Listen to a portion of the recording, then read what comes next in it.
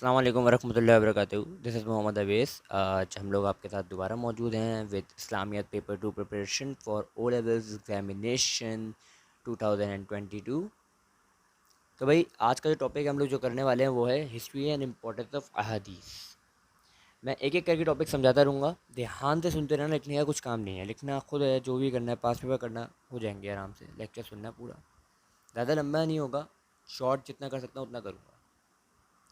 भाई बात करते हैं व्हाट इज़ हदीस। हदीस है क्या? हम बोलेंगे हदीस के जो लिटरल मायने है उसका मतलब है कम्युनिकेशन, स्टोरी, कन्वर्सेशन।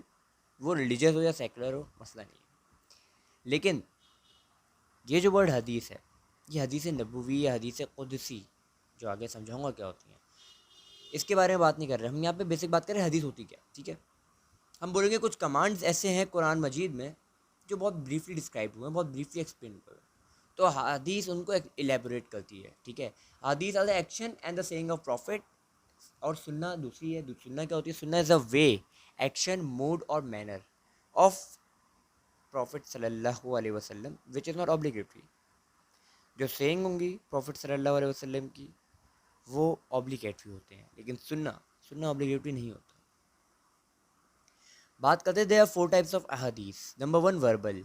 वर्बल वो होती हैं जो समटाइम आप सल्लल्लाहु अलैहि वसल्लम को जब मतलब जब भी कोई बात करते तो उसको 3 दफ़ा रिपीट किया, ठीक है, और फिर अपने कंपेनियन को बोला कि सुनाओ ज़रा, मैंने गलत तो नहीं बोला। तो ये होती है वर्बल।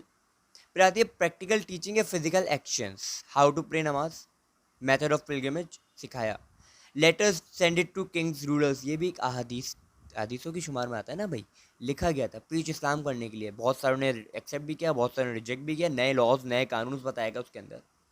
और एक होता है silent approval. What is silent approval? जिसपे आप सल्लल्लाहु अलैहि वसल्लम ने खामोशी का इज़हार किया, उसके ऊपर कुछ बोला ना हो। मतलब आप सल्लल्लाहु अलैहि वसल्लम ने कोई अमल होता देखा लेकिन वो चुप रहे, तो उसका मतलब होता है साइलेंट अप्रूवल। बात करते हैं हदीस कुदसी की। हदीस कुदसी होती हैं वर्ड एंड मायने दोनों अल्लाह के होते हैं। ये हमेशा स्टार्ट होती है अल्लाह सेज, सही है। बहुत कम है नंबर में, 1000 से कम तादाद में आपको मिलेंगी। इनका टॉपिक जो होता है ना मेन, वो होता है मैन गॉड रिलेशनशिप के ऊपर, जिसमें बेसिक तौहीद और वर्कशिप के बारे में बात की जाती है। और ये ओनली सेइंग्स होती हैं, ठीक है, ये सिर्फ सेइंग्स हैं। जबकि हदीस नबवी द सेकंड टाइप ऑफ हदीस, जो असल हदीस नबवी और कुछ की बात करें, उसमें नबवी के होते हैं वर्ड्स ऑफ प्रॉफिट सल्लल्लाहु अलैहि वसल्लम। और ये स्टार्ट होते हैं द प्रॉफिट सल्लल्लाहु अलैहि वसल्लम सेड। ये ज़्यादा नंबर में 1 लाख से ज़्यादा तादाद है इन हदीसों की। And there are different topics. कौन कौन से टॉपिक्स हैं? नमाज़ पढ़ने का तरीका, वज़ू के मसाइल, अहादीस कैसे आप वसल्लम पे नाजिल की गई, वगैरह वगैरह वगैरह वगैरह, ठीक है। And these are the actions and sayings both, ठीक है। हदीस कुछ सी एक्शंस नहीं होते, बात हो गई, ठीक है। टाइप्स ऑफ अहादीस में हम बात करते हैं सही हदीस। ये सही, ज़ईफ़, ये सब क्या होता है? हसन, फैब्रिकेटेड वगैरह, ये क्या होता है? ज़रा ये समझते हैं भाई। सही हदीस के बारे में अगर हम बात करें तो इसकी चेन जो होती है, चेन का मतलब जो सनद होती है वो स्ट्रांग होगी, ठीक है। Chain of narrative. सनद क्या होती है? सनद सुन लो पहले क्या होती है। सनद का मतलब होता है कि मैंने किसी से सुना, उसने किसी से सुना था, और उसने भी किसी से सुना था, उसने भी किसी से सुना। ये एक चेन चल रही है, साइकिल।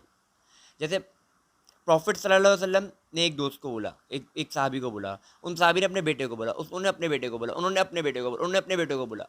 ये चेन चल रही है।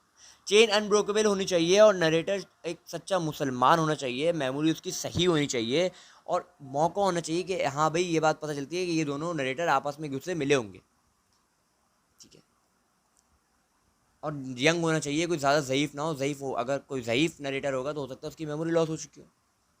इसकी जो सनद है वो ओके होनी चाहिए, कंफर्म होनी चाहिए।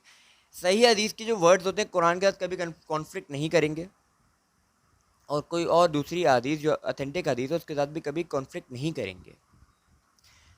साहबा कराम के जो कमांड्स हैं उनके खिलाफ भी नहीं जाएंगी हदीसें। और बेसिक प्रिंसिपल्स ऑफ इस्लाम या लॉ, अब अगर कोई हदीस आ रही है जिसमें बोला जा रहा है कि सूरज जो है वो मगरिब से निकल रहा है, तो वो तो ऑब्वियस सी बात है, अगेंस्ट नेचर लॉ है, तो नहीं होगी ये सही हदीस, ठीक है।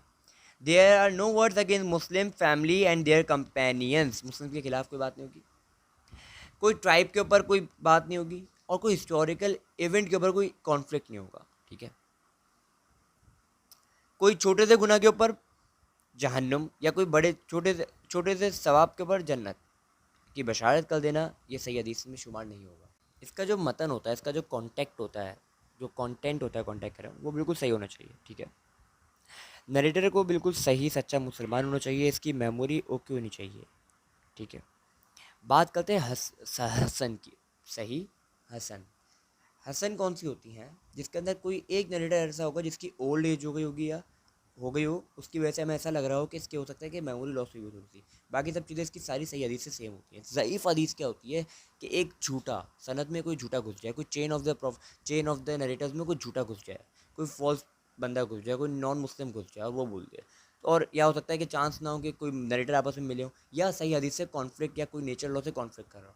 फैब्रिकेटेड क्या होती है? जो अपनी तरफ से मनगढ़ंत बनाई जाती हैं, फेक हदीस होती हैं। जैसे एक हदीस बोली गई है कि मतलब फेक है, वो लिखा गया है कि अगर तालीम हासिल चाइना जाओ, भले तुम्हें तालीम हासिल करने के लिए चाइना तक जाओ, गोया तुम्हें चाइना जाना पड़े, तो ऑब्वियसली बात है फैब्रिकेटेड है, नॉट ट्रू, ठीक है।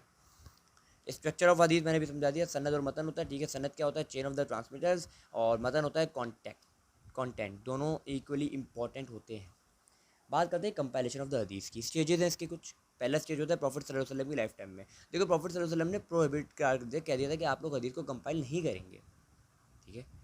क्यों? क्योंकि इन्होंने बोला कि हो सकता है कुरान और हदीस आपस में मिक्स हो जाए वर्ड्स, और बहुत से कम लोग थे जो जानते थे पढ़ना लिखना, इसलिए आपसे ने बोला कि आप हदीस कंपाइल नहीं करेंगे, आप सिर्फ कुरान को लिखेंगे बस। खाली ऑफिशियल डॉक्यूमेंट से जो लिखे जाते थे, जैसे कि 5 डॉक्यूमेंट्स के नाम बता रहा हूँ। पीस डॉक्यूमेंट सराका बिन नौफल के साथ हुआ था, ठीक है। जो कि मतलब आप वसल्लम और अबू बकर जब केव ऑफ तौर से निकल गए थे, तो एक पीस एग्रीमेंट हुआ था, वो लिखा गया था, वो एक ऑफिशियल डॉक्यूमेंट था। नंबर 2 चार्टर ऑफ मदीना लिखा गया था। नंबर 3 ट्रीटी ऑफ हुदैबिया लिखा गया था। नंबर 4 लेटर ऑफ एम्प्लॉयर्स लिखा गया था, जिसके अंदर जो लिखता कौन था? स्क्राइब्स लिखते थे। डिक्टेट कौन करवाता था? प्रॉफिट सल्लल्लाहु अलैहि वसल्लम। और सेंड किसको किया था? लूडर्स को। Treaty of Christians by treaty of Christians भी लिखी गई थी। ये 5 डॉक्यूमेंट थे ऑफिशियल जो लिखवाए गए थे, जो आप वसल्लम के दौर में लिखे गए थे, ठीक है। The companion do not right हदीस। अपनी मर्जी से कोई नहीं लिखता था, बस कुछ अपने लिए लिखते थे, कुछ अपने लिए मतलब खुद के ओन नोट्स लिखते थे, ठीक है। फाइनली प्रॉफिट सल्लल्लाहु अलैहि वसल्लम ने permission they the compilation of हदीस की। In his last sermon he said, अब अबू शाह के लिए लिखो, राइट फॉर अबू शाह, क्योंकि वो एक नया कन्वर्ट था, उसके लिए बोला राइट फॉर अबू शाह, ठीक है।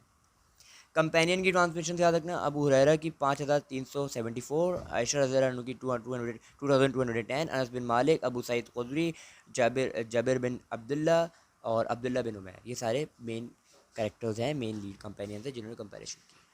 बात करते हैं कंपेनियन की compilation during the life time of prophet सल्लल्लाहु अलैहि वसल्लम। सफ़ीका ए सादिका, ये लिखी थी अब्दुल्ला बिन उमर ने।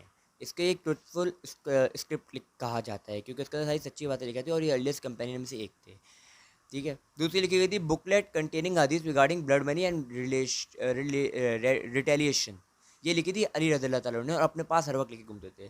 तीसरी लिखी थी booklet prayer zakat purification administrative law पे, ये अमर बिन हज़म ने लिखी थी, अपने पास रखते थे ये। फिर बाद में कंपैरिजन हुई 11 से 92 हिजरी तक, ये सेकंड कंपैरिजन का एरा है, ठीक है। 11th ईयर ऑफ द हिजरा, आप वसल्लम की वफ़ात के बाद। लास्ट कंपेनियन जो थे अनस बिन मालिक थे, उनकी वफ़ात हो गई थी 92 एज में। तो conquest of Rome, Persia, North Africa, ट्रेवलेशन में बहुत ज़्यादा बढ़ गई थी, हदीसों की ज़रूरत थी, ठीक है। तो मॉस्क जो थी वो बनी हुई थी चाइना के अंदर ही बन गई थी, इतनी दूर तक फैली हुई थी। और कहा जाता है कि सिंध और श्रीलंका और पाकिस्तान जैसे शहरों में, मुल्कों में ग्रेव्स मौजूद हैं मुसलमानों की कंपेनियंस की, ठीक है। तो एफर्ट्स ऑफ मदर ऑफ फेथफुल्स भी थे, जिसके अंदर आयशा रज़ी अल्लाह अन्हा के इम्पोर्टेंट एक स्टूडेंट थे जिसका नाम था उर्वा, उन्होंने भी लिखी थी बहुत सारी हदीसें अपने पास। नोटेबल कंपेनियन कौन थे? अबू हुरैरा, समरा बिन जंदुब, अब्दुल्ला बिन अब्बास, उबैदा बिन समित।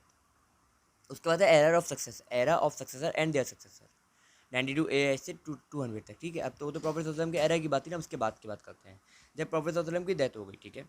तो इसके अंदर एक कैलिफ था उमर बिन अब्दुल अजीज़, उसने लेटर लिखा गवर्नर को मदीना के, गैदर स्कॉलर्स इन कंपाइल हदीस। इमाम ज़ोहरी थे, वो इंचार्ज बना दिए गए। बहुत अच्छे पेस पे काम चला, लेकिन बाद में उमर गॉट मटायर्ड और ये सुपरविजन एंडेड हो गई। इसके नोटेबल कंपेरिजन कौन है?